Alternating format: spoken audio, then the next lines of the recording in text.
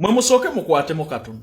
Olwaleero General Damulira ahandinze over epikipiki ebikumi bisatu 300 eri bannayuganda abavuzi ba boda boda e Kawempe okuyita mu ghetto structures. Nyabo! General Damulira teyeetaaga mu kubugalo mulowooza.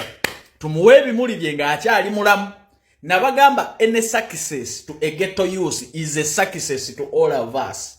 Ghetto youth bwafuna ekyokukola, bwafuna ekyokulya, ffenna tuba tuyiseemu kubanga tubeera n'emirembe.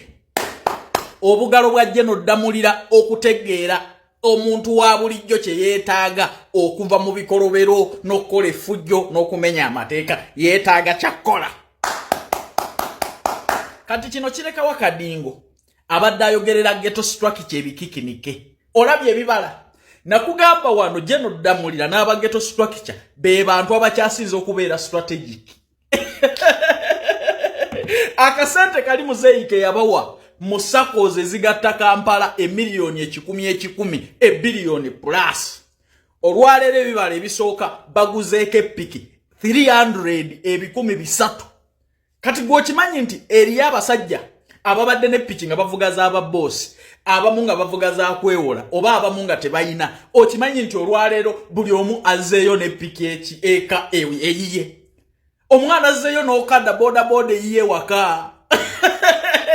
Obugalo bwa General Damulira, obugalo bwa President Museveni, obugalo bwa ghetto structure.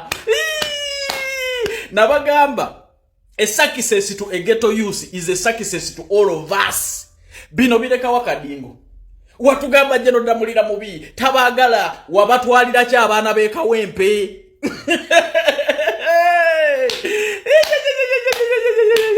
Banange congratulations abaana b'e Kawempe, abaana ba boda boda abazzeeyo n'okadde ewaabwe.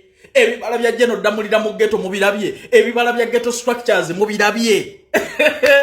Buli omu video eno giweka like, njagala General Damulira agenda okutunula ku video eno ng'eri mu million views. Seyalinga tuve wano.